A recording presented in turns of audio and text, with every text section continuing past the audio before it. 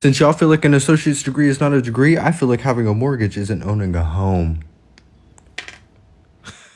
I just wanted to drop that for the people who think they own the home and you ain't paid it off yet. Let's continue. If I knew what I knew now and I could go back in time to when I first bought my house, I would do everything I could to not have an escrow account.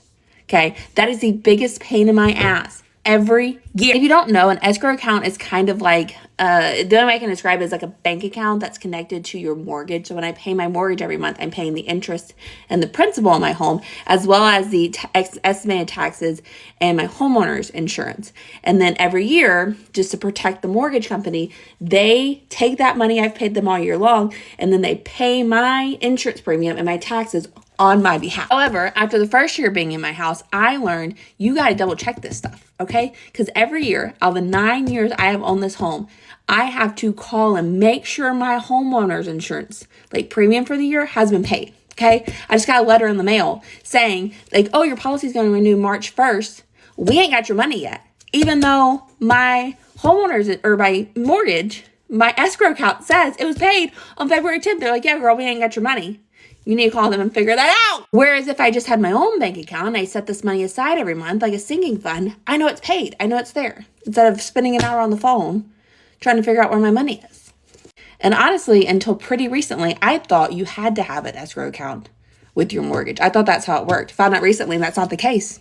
If you put enough down on your home, or depending on the type of loan you can take, you don't have to have an escrow account. You are just responsible for that on your own, which as somebody... Yeah, see, I'm good on all of that, bro. Borrowing money just ain't it. Let's continue. One person in the comment section said, I personally like having an escrow account. I don't have to worry about paying the taxes on my home every year or the homeowner's insurance. Never had a problem with it. Yeah, it sounds like she almost fell behind off of like letting them know, hey, take the money, it's here. Another person said, I have never had escrow issues. You still need to pay taxes and insurance.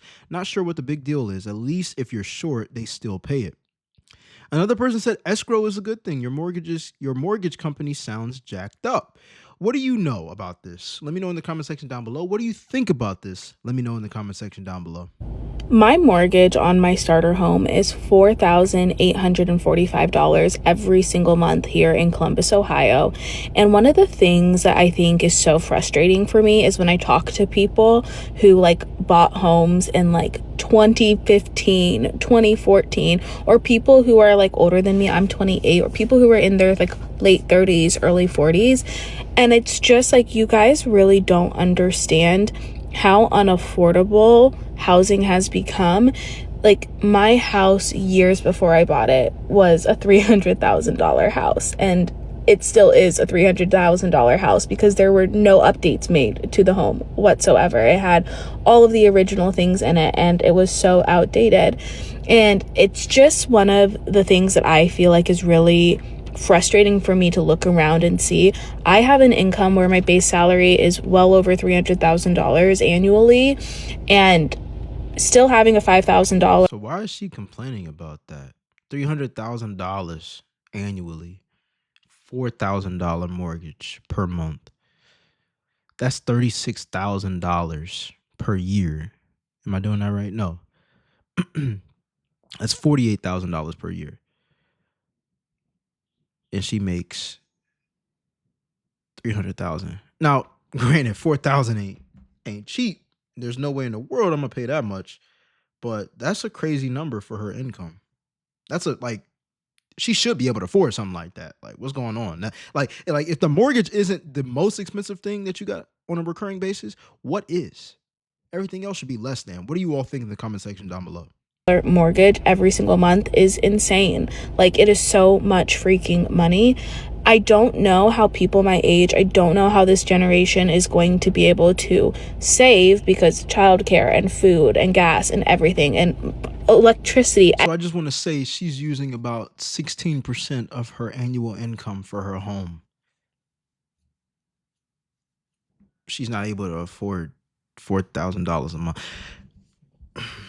Everything is so expensive right now. So how are you even supposed to save to get the down payment? But even if you get the down payment, how, like, who can afford these mortgage prices? Like, I understand that I am in a unique position, but that's not the norm. Like, how are normal American families able to afford housing? Like, how something has to change. And it's one of the things that I think about constantly, and it really stresses me out. It stresses me out for my friends, it stresses me out for my children. It's just so sad, because being able to afford a home and be a homeowner and like start a family and do all of that and have your own space is so important. It's a part of the American dream, and it's quickly becoming a thing of the past. Everyone is going to be stuck renting if things don't fix. My mortgage. So let's pause and go to the comment section, because I'm not down with paying $4,000 a month either for mortgage. One person said, I'm a mortgage lender in your market, and that is 100% not a starter home price. So maybe there's cap in this story. Let's see what the replies are. Someone said it is in California. Another person said they're not in Cali. Okay, moving forward. Someone said, if I made $300,000 a year, I'd be quiet. Someone said $300,000 a year and struggling is crazy work, but it all depends on your expenses. We know that, right? She shouldn't be on here complaining. She can't relate. At the end of the day, she can, because if she can't afford it based off of her living expenses, then that's the same boat everybody else is in. They try to live too high on the horse.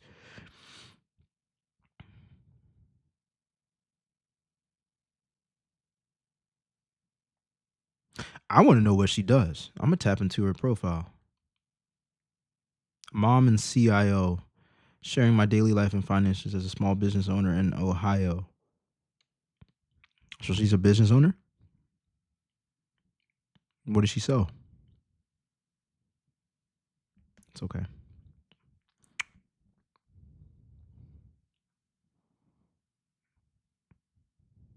Here's how I organize my money as a 27-year-old with a base salary of $300,000 living in Columbus, Ohio. Let's start with my checking account. I try to keep roughly 1 month of expenses in my checking account. On average, I spend about $13,000 to $15,000 a month, but right now my checking account balance is $19,352. Every account that I show you is a joint account between me and my husband. We don't have any separate accounts because all of our income comes directly from the business we own together, and we are completely on the same page about our financial goals. Plus, there's like no prenup or anything like that. Next, we have my high yield savings account. First, I have my... This is what's up. I would like to deep dive into her content actually, but we're not going to go through that. That's amazing. I love that. First of all, joint account, she's married, and then they're business owners. Like, that's what's up.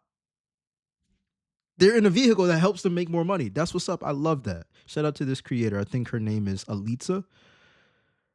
That's her TikTok profile. All right, let's go to the next one. My mortgage went up $1,000 and I am not okay. So let me tell you guys, for the longest time, people be screaming from the hilltop, home ownership is not it. Like, don't rush, don't rush. And I will just be like, I don't understand it, because I'm literally chilling, like cheaper than rent. I was bamboozled. So let me tell y'all what they do not tell y'all about real estate. So they do an analysis every year at least with the mortgage that I got, right? And so they did an analysis, and basically my mortgage increased by $1,000. And I asked them why.